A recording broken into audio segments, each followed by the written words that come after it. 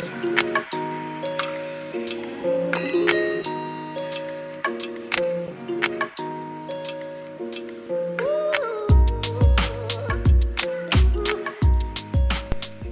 everybody, it's Sasha. Thanks for being here for I Am a Mess, but also delicious. I am so stoked about this podcast because I finally got to interview and speak with Dr. Marianne Teitelbaum, who was one of Divya Alter's mentors. If you listened to my podcast with the lovely Divya Alter of Divya's Kitchen, Ayurvedic practitioner and chef. And Dr. Teitelbaum was trained by another one of Divya's mentors, Vaidya Mishra. And Vaidya is a trained doctor from India in the Ayurvedic tradition. And this is a lineage called Shaka Vanshya Ayurveda. And it's just their specific lineage from his family. So Dr. Teitelbaum has been in private practice for over 30 years. She's been using in-depth principles of Ayurveda. And again, Ayurveda is a 5,000-year-old tradition of holistic medicine from ancient India. She's been using that in her practice with amazing, incredible, miraculous results with a wide variety of health problems, including Hashimoto's and hyperthyroidism, which we'll get into a little bit in the discussion. Also autism in children, skin issues like eczema, massive digestive issues. It's really incredible the work that she's done because of her training with Vaidya. And one of the reasons I love it so much is because Vaidya Mishra, came to the United States with his knowledge and arsenal of Ayurvedic wisdom and training, and then was able to apply it to the wide variety of diseases here in America. Excuse me, not here, as in where I am in Paris, but in America, in this side of the world, I guess, with a lot of different issues that he had never seen before. But he was still able to address and, yes, even cure. So Dr. Teitelbaum trained with him for many years, and he's since sadly passed away, but she's still doing the great work. She is busy, like packed schedule. She works out of New Jersey, and I'll link everything in the notes below to her new book. It's called Healing the Thyroid with Ayurveda, Natural Treatments for Hashimoto's, Hyperthyroidism, and Hypothyroidism and Hyperthyroidism, which is a comprehensive guide to addressing the growing epidemic of thyroid disease from this perspective of Ayurvedic tradition. And she is just a wealth of knowledge, super passionate, whip smart. You'll hear me stumble over my words a lot, as I often do. But when I listened to the recording after we finished our conversation, I judged myself a little bit because I am a little all over the map. But it's because, in my defense, I was so excited. I was just tripping over my words. I had so much I wanted to cover with her, and I knew we had limited time. So I tried my best to condense it into bite-sized, digestible wisdom gold nuggets for you to chew on and put in your back pocket, and also just be able to listen again and use this as a resource. Working with her and Divya together has just been so transformative for my own health. I found Ayurveda kind of for the same reason that Divya and Dr. Teitelbaum did, which is after rounds of visiting Western doctors, just because the Western world is, not that it's not as smart, it's just not as developed.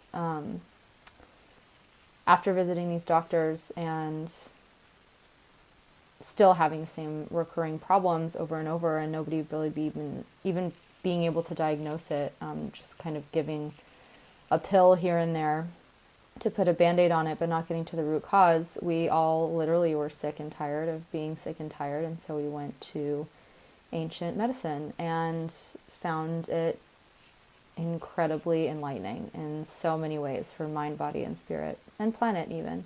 So in this very dense and informative, very valuable discussion, we cover a lot of things, including why it's okay to have a cookie or a hot fudge sundae sometimes, even in Ayurveda. That was one of her personal descriptions of what it meant to her to be a little bit of a mess and delicious. Why our culture is feeling so imbalanced and sick after years of things like processed food and pharmaceuticals, even if the doctors can't find anything quote unquote wrong with us through medical tests. We talk about her the impact of studying with Vaidya Mishra and his lineage, and also how he, again, used ancient wisdom to study and treat the various diseases he came across while he was in America.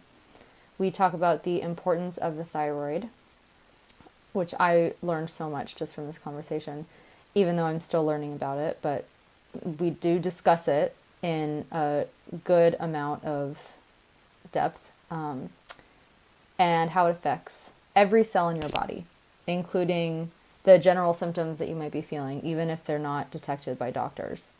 She gives a lot of great information on gluten and dairy, on how they aren't the root cause of our digestive issues, and they can actually be quite healing when we know what to look for and how to prepare these things. I also am going to link some articles that I wrote based on the information I learned from her on that subject. And lastly, we talk about her top general Ayurvedic tips on how to best care for the thyroid in the body, namely the act of going to the source, and how it can be simplified if you're feeling overwhelmed. She does have faith in humanity, everybody. It's not all going down. And I really appreciate her take on it, her information. And if you are feeling overwhelmed by it or afraid or just don't know where to start, that's why I'm here. So please reach out. I'm happy to help be a resource for this as well, and a vessel for this work from Dr. T and Divya. So I really hope you enjoy this conversation. Please ask questions. Let me know what you think. Connect with me, connect with Dr. Teitelbaum, and take good care of yourselves. Thanks, everybody. Enjoy. Always nice to talk to you. Thank you so much for taking time to do this with me. I've been meaning to share a lot more of your wisdom with my community, and I felt like the best way to do this was just to get the direct information and answers from you. So as I mentioned to you briefly via email, is that this podcast, I kind of playfully called it I Am a Mess, but also delicious. not to really make fun of life, but just not to take it so seriously, which I know is insights and wisdom that you've given me before. So I'm just wondering if you have any thoughts about that. Like, what does being a little bit messy but also delightful mean to you, if anything? Most of our patients follow the guidelines that I give them, about 80%. So there's always that space for that occasional chocolate cookie raid or hot fudge sundae, hopefully in the summer in the middle of the day. So so in my book, I tell you, if you are going to cheat in the middle of the day when your digestive fire is stronger. Or, Ayurveda feels and recommends that the food should look good, taste good, and it's like that with everything in life. So these are the guidelines. We show you what is 100%, and then you do them the best that you can without feeling guilty if you can't follow everything 100%. I love that. Thank you. And I think it's a great merging of the two worlds that you said. If you're going to indulge, if you will, maybe be smart about the indulgence too. And Ayurveda suggests doing that in the middle of the day. And I always appreciated your advice to just not rush, not stress out about anything. That's really the most important protocol, so that the actual protocol of the herbs will actually work, will actually nourish you the way that they're supposed to. So I would love to know a little bit more about your trajectory into this involvement with Ayurveda. Was Eastern medicine or holistic medicine part of your childhood? And then how did that take you into medicine itself and then to Ayurveda? Well, we're immersed here in the United States anyway, in a very new country. We've only been here for a couple hundred years or so. So what happens to most of us here sooner or later, when our health fails us and we're not feeling well, we feel sick, and we go to doctors, it doesn't take too long to find out that you're seeking the advice of people who are trained to diagnose and treat disease. So in Ayurveda, they say it takes about 6 stages of imbalances. It takes some time to get a disease. So what happened to me and many of my patients is that, again, in those first 2 stages of imbalances, there's things going out of balance in your body, but there's no symptoms of anything just yet. By the 3rd and 4th stage, you're having symptoms, but it can't be diagnosed as a disease. And then if you let these things go in the 5th and 6th stage, you can start to diagnose it. So in my youth, I was feeling unhealthy for good reason. I didn't realize it at the time, but I was being raised in a country where the doctors told the mothers not to breastfeed. And you don't really need to cook for your baby. You could just give them baby food from a jar.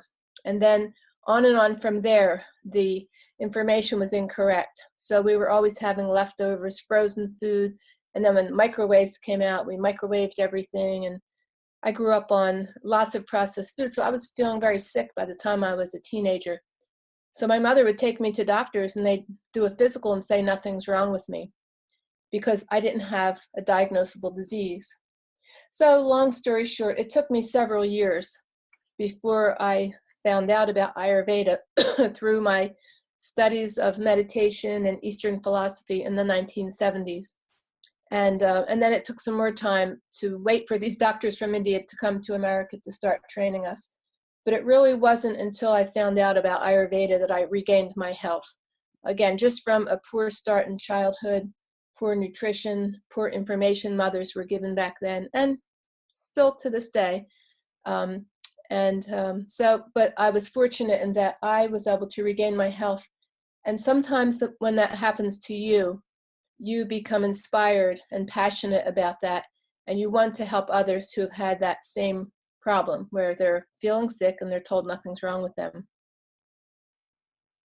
I completely agree. I felt that way with yoga when I had that kind of aha moment of wanting to share that work so deeply with others, because it made me feel like everything I was experiencing was okay, it was human, and it gave me a way to process emotions. And so I completely agree. I just wanted to share that with others and still do.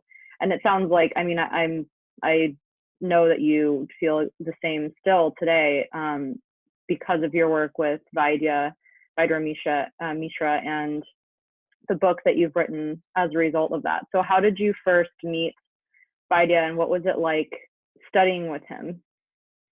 Well, I had been using Ayurveda in my practice for several years. I was probably one of the first Ayurvedic physicians in the country back in the very early 1980s, because it wasn't until about 1980 or so, or 84, that those first wave of doctors came to train us doctors here in America. So I was studying then, and so I had been using and buying my formulas from the first Ayurvedic herbal company at that time, Maharishi Ayurvedic Products International, known as MAPI. And it turns out that I was their largest customer. I had the largest Ayurvedic practice. So I did some work for them, and I wouldn't ever charge them. They wanted to pay me, but I just felt like I couldn't accept money. And it was almost, I guess, my good karma that because I wouldn't accept money, I got repaid in spades. They told me that they had a new Vaidya that had just come from India, and a Vaidya is a doctor of Ayurveda trained in India, and that was Dr. Mishra, and that he was making these amazing formulas, which I had started to use, and they kind of hooked me up so that we could talk to each other over the phone, and he was training me over the phone to use these formulas. And then at some point, it was like a miraculous thing. They actually gave him the okay to come out and train me in person. And that was the beginning of about a 20-year correspondence we had, where he would come and train me. And during that time, he would see what things were happening in the American patient, because we're much different than the Indian patient who were raised on much better food than we are here and don't rely as heavily on pharmaceuticals as we do here. So he made formulas, about 500 in fact, that I still use to this day in my practice.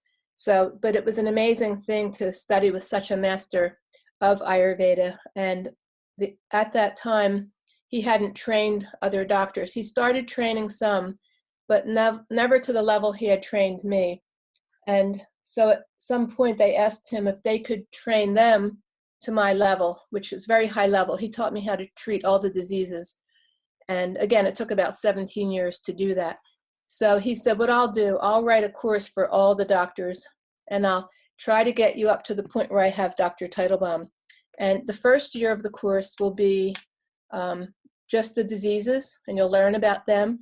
The second year, I'll teach you the herbs to use for those diseases. He started writing the course, and then he suddenly left his body one day. He just woke up and he had a heart attack, and that was the end of that. So the doctors all turned to me and said, how will you train us now? And I have an extremely busy practice, and I work Monday through Friday, and I don't really have time to set up courses to train doctors. So I decided that what I would do is write books on all the diseases, which you'll see, they will come out eventually, and how to treat them. And I wanted to make them where the layperson could also understand them as well as a seasoned practitioner.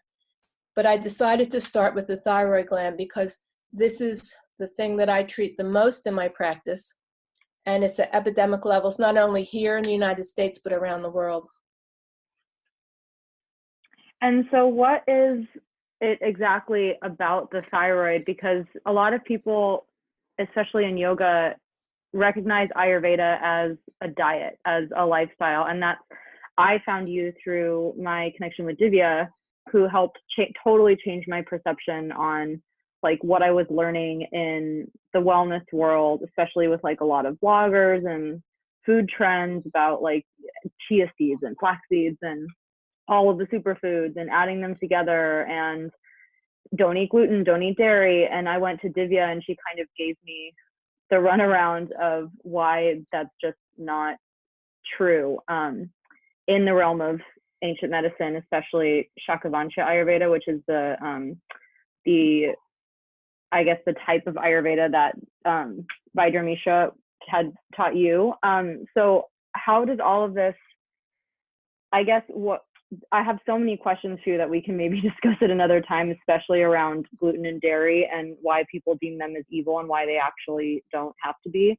But can you explain a little bit of the thyroid epidemic, and maybe it does have to do with the diet that we've had or the pharmaceuticals, and why is the thyroid so important in the functioning of our entire system?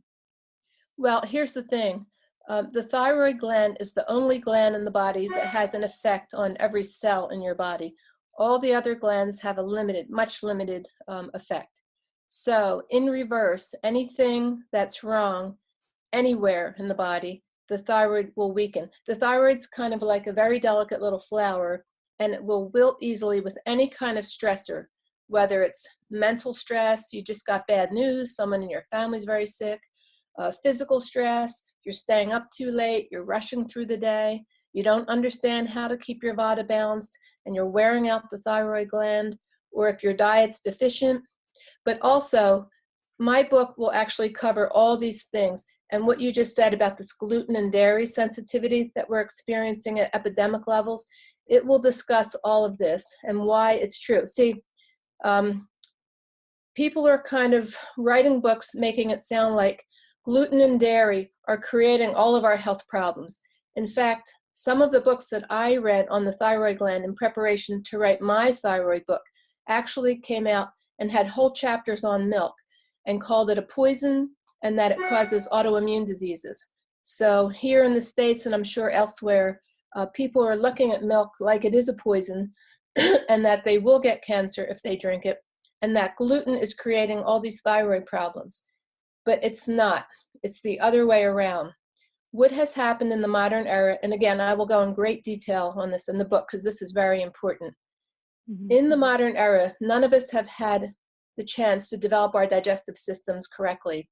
So what is a digestive system? It's the friendly bacteria in the gut. It's the liver, the gallbladder, and I'm going to have a whole chapter on the book on the gallbladder. This is very important. So when you eat the food, when you swallow it, as it travels through the digestive tract, it has to break down into small enough particles to come out of that channel, the ancient doctors called it, and absorb in our cells. So just think of all the antibiotics people have taken, all the immunizations, excuse me, all the birth control pills, steroids, proton pump inhibitors for acid reflux. The list of pharmaceuticals goes on and on and on, especially here in the States. We're all over-medicated. So as a result, most every patient I see has great disturbance in different areas in the digestive system. So the protein and gluten and dairy are the two most difficult to digest. And unless your digestion is 100%, you won't be able to digest them. So what that means is if you're not digesting them, they're not absorbing in your cells. They're remaining in that channel, otherwise known as the digestive tract. They rot and they ferment. When they ferment, they form a poison. And the ancient doctors called that poison amavisha. In fact, the word visha means poison. The word ama means that you weren't fully capable of digesting this food to the point where it could absorb in your cells, where it could give you energy and great health. So now, from these foods, you just formed poison. This poison, this amavisha, is the foundation which could lead to autoimmune diseases and cancer. But it doesn't mean that because we're not digesting gluten and dairy well, that they cause cancer. What it does mean is if we fix our digestion, if we get good wheat, non-GMO, organic, we get really good milk, A2 milk, raw milk, unhomogenized, and we learn how to take it in the correct way, which I'll discuss in the book. You boil it with spices. Then the milk becomes a nectar because it absorbs immediately into all the 7 tissues.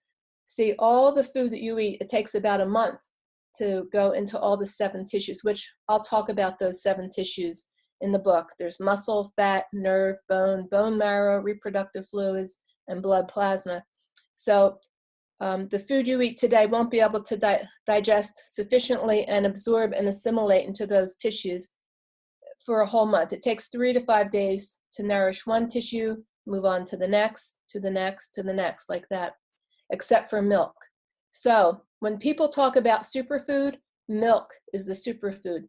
But most of the people I see, their digestion is so weak, I have to first take several months fixing their digestion.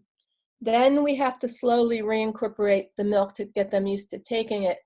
And then their health returns because, again, now they're able to digest this very important food for our health that gives great stamina, strength, nourishes the bones, and it creates the raw material that the endocrine system, the adrenal glands, the thyroid, and the reproductive glands need to make their hormones. See?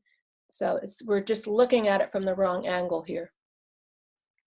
I remember you telling me that and listening to that in your lectures. And thank you so much for that really thorough and also bite-sized description. But I remember you saying that it's not necessarily the foods that are the problem, it's the digestion, and you need to get to the root cause because there are, in fact, a lot of nourishing qualities of certain types of gluten like whole wheat and barley and, like you said, the properties in milk. So again, kind of going back to the thyroid because that's your book, I mean, I still kind of hear about the thyroid and just glaze over because that's not really my vocabulary.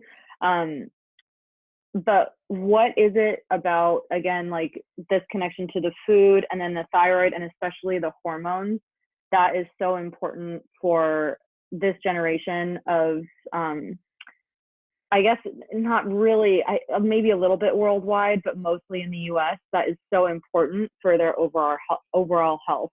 Again, in terms of like the connection to the food, the thyroid, and the hormones, and getting all of that realigned. Well, again, don't forget, the thyroid controls every single cell in your body. So what does that mean? In my book, I'll talk about this. If your thyroid's not working up to par, and again, it might not even show up in blood work. That's what this book's about. It doesn't always. In fact, more often it won't show up in blood work. But we can detect it in the pulse that it's weak. If the thyroid's weak, you could have fatigue. You could be gaining weight even though you're not eating a lot. You could have your hair falling out. You could be constipated, depressed. You could also have a tendency towards miscarriages. Every single patient I've ever taken on in my 30 years of practice who had miscarriages, usually the doctors don't know why, because the hormones look pretty good, but I always find thyroid weakness. So these patients are being left untreated because modern medicine can only pick up a problem once it's diagnosable, once you've traveled through those 6 stages. And these people haven't quite arrived there yet. The thyroid is faltering. So they're having mid-cycle bleeding, too much menstrual bleeding, problems with ovulation, problems with infertility. The amount of health problems that can result when your thyroid is weak are tremendous.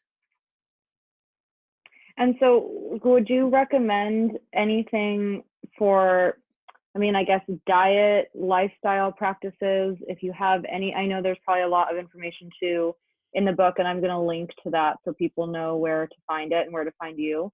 But in a nutshell, just for our listeners right now, what would be like a few gold nuggets that you would offer in terms of maybe like foods to avoid or foods to incorporate or lifestyle practices? I know there's this also will vary by your dosha or your physical makeup. But if there's kind of like some general things that you've seen produce positive results, is there anything in particular?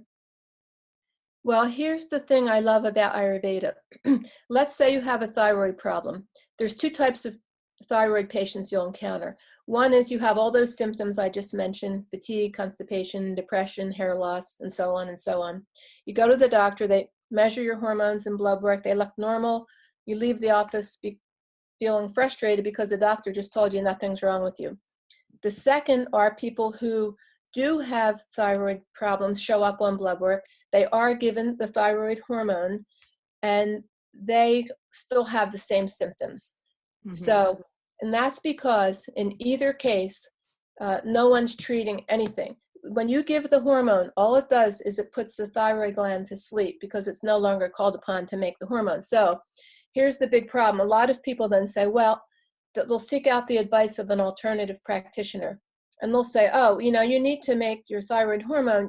We use L-tyrosine, we use iodine, and you should take L-glutathione, B-complex, vitamin C, vitamin D. So you're given this laundry list of vitamins and some herbs, ashwagandha is thrown in the mix, and they're still suffering. And the reason is that we've been trained to think that if I have this problem A, then I need this thing here. So if you have a problem with the thyroid, you need Synthroid or maybe a more natural like Armour thyroid. Or if you go to an alternative doctor, they say, oh, no, you need these vitamins. See? Or if you go to an Ayurvedic physician, they would say you need ashwagandha for your thyroid.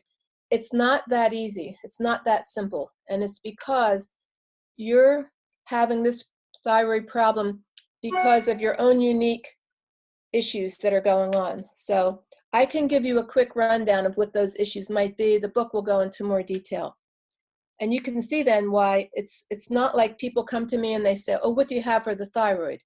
I have some thyroid remedies to support the thyroid, but what I try to do is break the patient of that habit to say, oh, we have this ashwagandha for the thyroid or this shilajit, But what I try to make them understand is to keep a perspective on this. So let's line up maybe 10 or so thyroid patients in one day. This is what I see every day in my practice. So the first one comes in, they're drinking the tap water. And here in America and in other countries, they put fluoride in the tap water. So in their pulse, I can feel that fluoride's torturing the thyroid because it damages thyroid cells. So in their situation, they have to stop drinking fluoridated tap water, see? Then I have to chelate the fluoride out and then support the thyroid gland. Then my next patient will come in. They're getting flu shots. They've had about 20, 30 flu shots in their lifetime. The flu shots have mercury in them. mercury also tortures the thyroid gland because it looks like iodine. So the thyroid's programmed to soak up iodine, so it sucks up the mercury, which influences the thyroid in a very negative way. So again, I have to chelate the mercury out and then support the thyroid. Then I have a whole different person coming in who's vegan.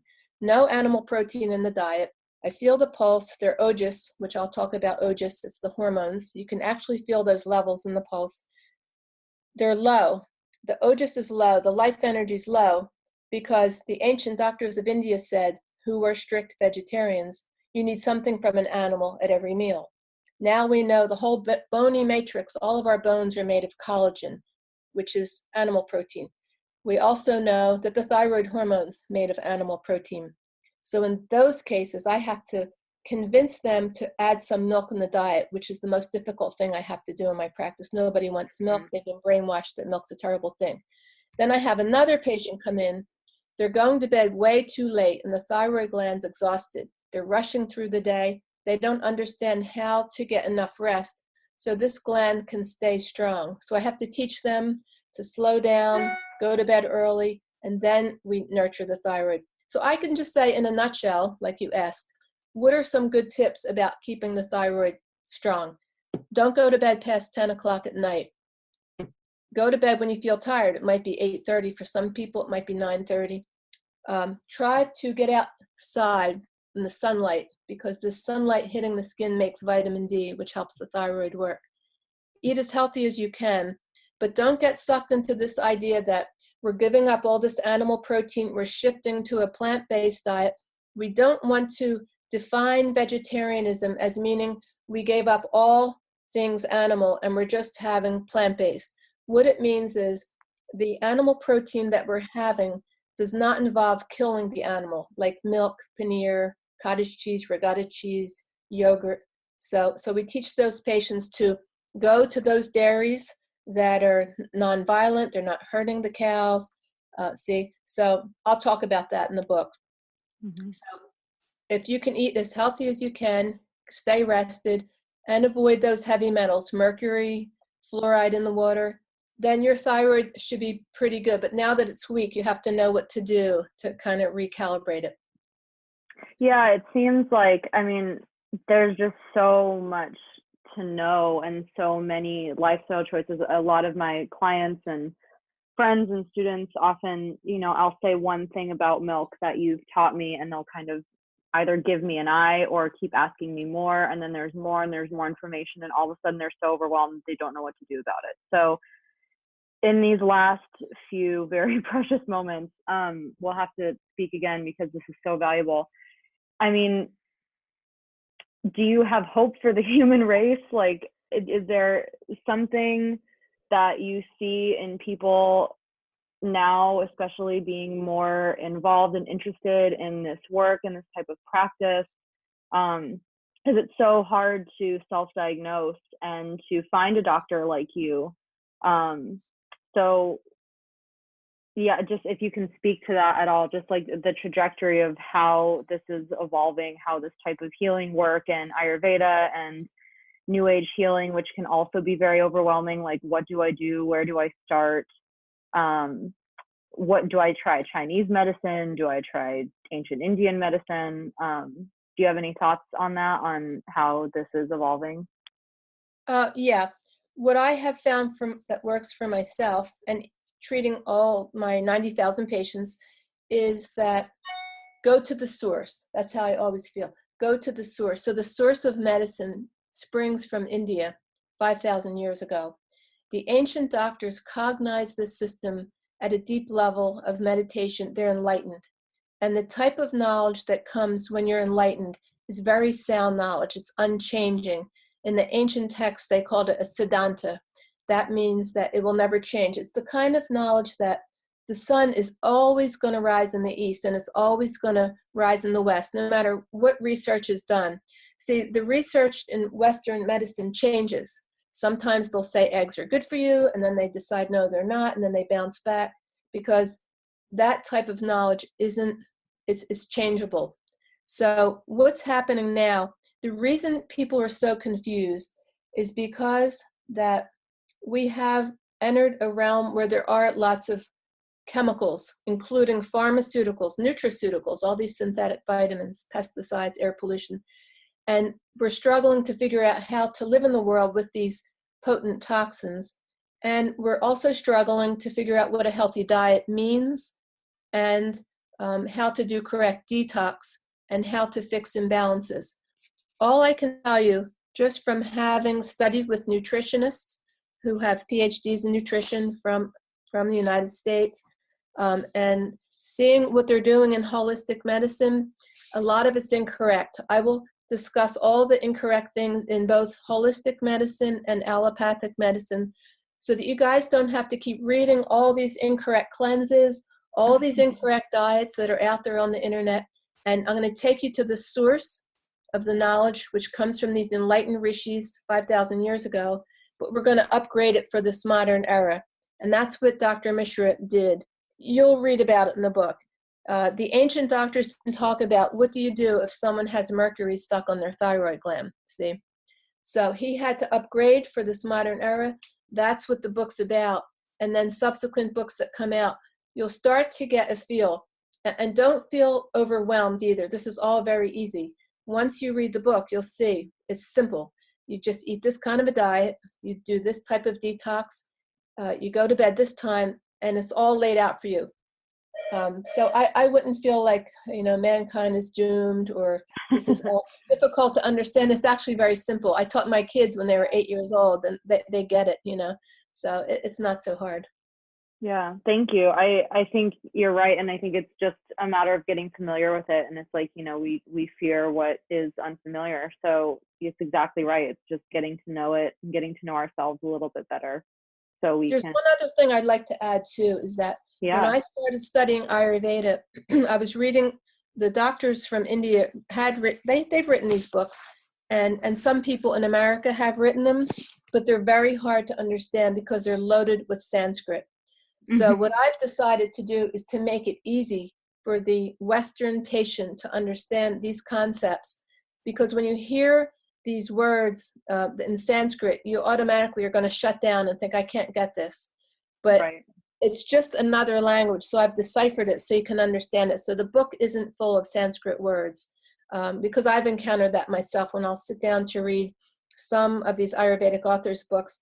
By about the 14th page, I think, I don't think I can read this, and I'll just put it back on the shelf. And I'm an Ayurvedic doctor, so I can imagine the layperson is really not gleaning any good information from these books because they just can't understand it. Yeah, well, thank you. I am so thankful for the knowledge that you've shared with me personally, and also with others through your book and your studies. It's so valuable, such a gift, and thank you for that. And I'll link the book on Amazon and your blog, which has great information, even your Facebook, you share a lot. I'll link all of that in the show notes so that they can connect with you and figure out where to find you if they want to take a trip to New Jersey or chat with you on the phone and learn more about all of this. So again, thank you so much for being here and for your time and for your work in this field. Oh, you're welcome. Thanks for having me. Thanks, everybody.